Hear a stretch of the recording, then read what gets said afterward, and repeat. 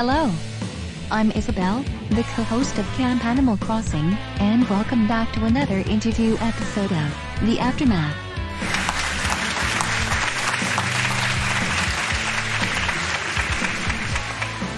Today I will be interviewing a recent eliminated contestant who is always positive, hardworking, and not always the bravest person at camp. Everyone, here he is, the big-hearted linebacker, Nate.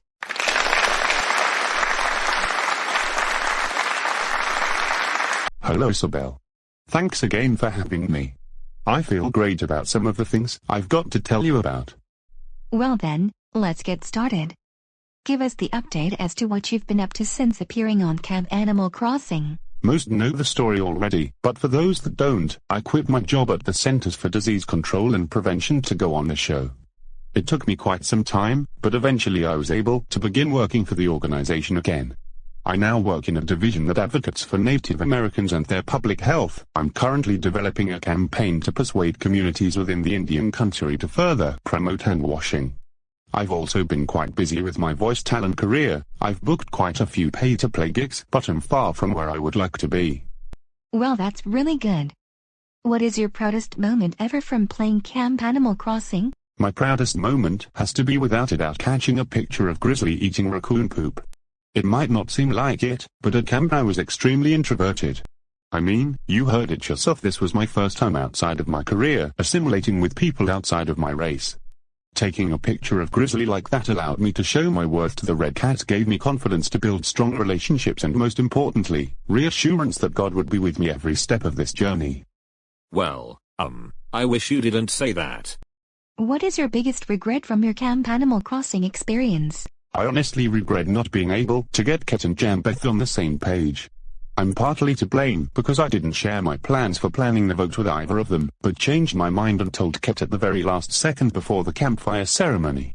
I probably should have told Jambeth too. That night after Ket left, Jambeth gloated to everyone about the move, revealing all the Red Cat men knew except for her. She rightfully felt left out of the loop, which created paranoia within the Red Cats. What's something that will blow fans' minds that happened out there in your season but never made it to TV? Boomer and I had a big back and forth at the Psycho Zombie Swordsman Escape Challenge.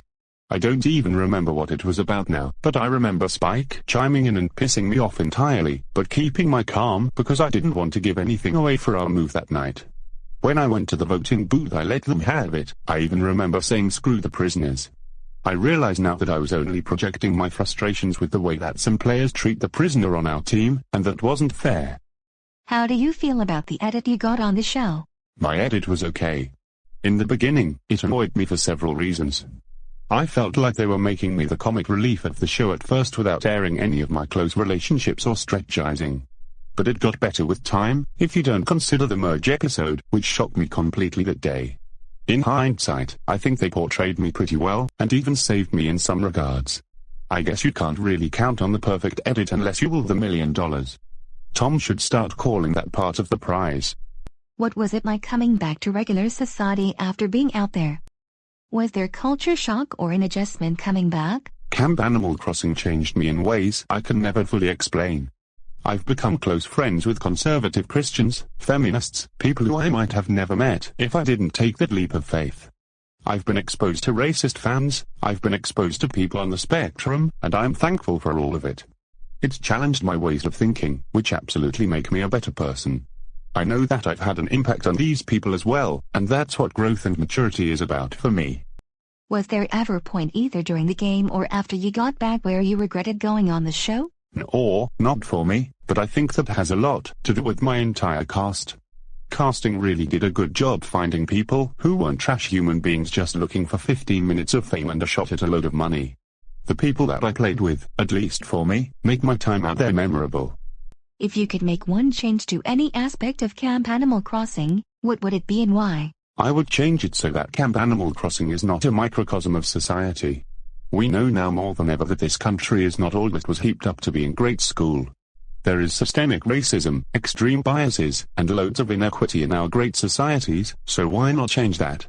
Mix it up, give us a season of the same sex, or minorities, people who are chosen by the fans. I've been playing the game for 25 weeks as this microcosm based on US statistics, but it seems to me if we have the chance to show people what the world could be, why not explore that? Finally, would you play again if asked? If I'm still broke when they ask, sure. No, but seriously, if I play Camp Animal Crossing again, I'd want a completely different experience from it. I hope to have my own family by then so I could experience what it's like for those husbands and wives, mothers and fathers who have had to leave loved ones behind. Maybe that fuels me in a way that couldn't motivate me might first go at it because I was only playing for myself and my brothers back home. I did play the hardest though. Thanks for asking. And that wraps up today's interview. Join me next time as I interview the next booted player of the season. This is Isabel, and this has been The Aftermath.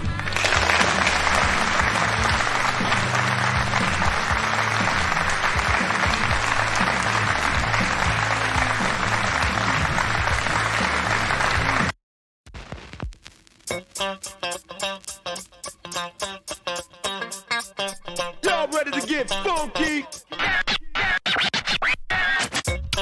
The most important part of dance is music. So now let us listen to the music and identify the beats. 1, 2, 3. But that was too soft.